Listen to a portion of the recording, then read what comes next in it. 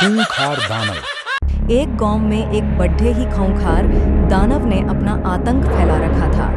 वो रात में जब चाहे गांव में घुस जाता था और इंसानों को अपना शिकार बना लेता था। उसकी इस खौफनाक हरकत से गांव का हर इंसान बहुत डरता था, इसलिए उसके आतंक से छुटकारा पाने के लिए सारे गांव वाले इकट्ठे हुए। काफी देर तक बातचीत करने के बाद भी गांव वालों के पास कोई समाधान नहीं निकलता। उस विशाल दानव से लड़ने के लिए कोई भी सामने नहीं आ रहा था।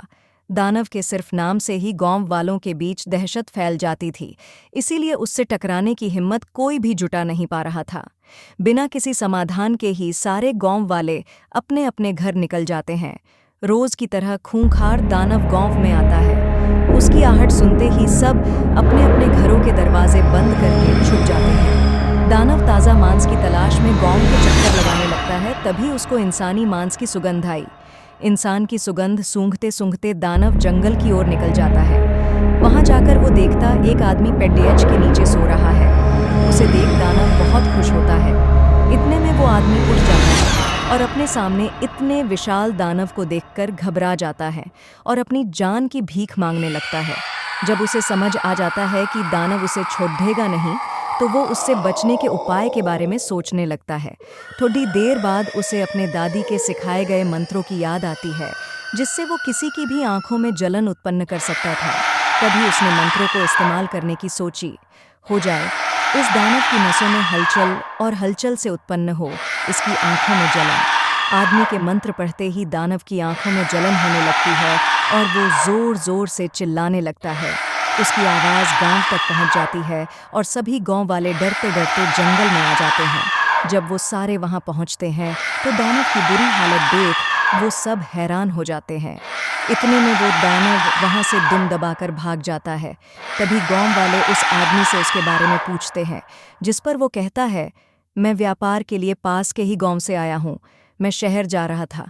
रात बहुत हो गई थी तो मैंने सोचा कि मैं यहाँ थोड़ा आराम कर लूँ, लेकिन ये खूंखार दानव यहाँ आ गया। ये सुनाने के बाद गांव वालों ने उसे दानव को अकेले ही धूल चटाने का राज पूछा, जिस पर उसने बोला, आदमी बताता है मेरी दादी एक तांत्रिक है, उन्होंने मुझे अपनी सुरक्षा करने के लिए छोटे मोटे मंत्र सिखाए हुए हैं, उसकी की बदौलत आज मैं जिंदा हूँ। ये सब सुन गांव वालों ने उस आदमी से उनकी मदद करने की, जिस पर उस आदमी ने उन सब की मदद के लिए अपनी दादी को बुलाने का वादा किया। आदमी की बात सुनकर सभी गांव वाले बहुत ही खुश हुए। अगले ही दिन वो आदमी अपनी दादी को गांव में ले आता है।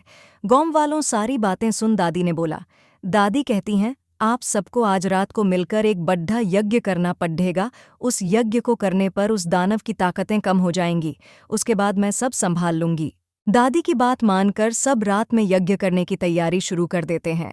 रात होते ही खूंखार दानव बदला लेने के लिए फिर से गांव में आता है। सबको एक साथ देख वो बहुत खुश होता है और सोचता है कि आज इन सब का काम तमाम करूंगा। दानव को देखकर सभी डर जाते हैं, लेकिन वो अपनी पूजा बंद नहीं करते और यज्ञ करते रहे हैं। खूंखार दानव हंसता हुआ कहता है, हा हा हा, क्या बात है, आज तुम लोगों को मुझसे डर नहीं लग रहा है।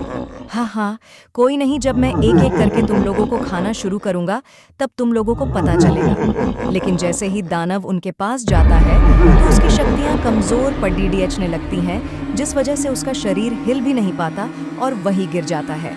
इतने में दादी वहां आकर दानव को वहां से चले जाने के लिए बोलती है, लेकिन दानव गांव छोड़ देने के लिए साफ मना कर देता है और सांप से बदला लेने की भी धमकी देता है, जिस पर दादी उसे बोलती है, मुझे पता है तेरी जान तेरी नाभि में है, अगर मैं वहां वार करूं तो तू अभी का अभी भगवान को प्यारा हो जाएगा। ये बात सुनकर दानव घबरा जाता है, लेकिन अपने घमंड में आकर वो गांव छोड़ने से मना कर देता है। ये देखकर दादी को बहुत ही गुस्सा आता है और वो दानव की नाभि पर अपने जादुई डंडे से वार कर देती है और दानव वहीं मर जाता है। ऐसे दानव अपने घमंड में चूर होकर अपनी मौत को खुद ही आमंत्रित कर देता है। Thanks for watching. Please like and subscribe our YouTube channel GS Codified Technical.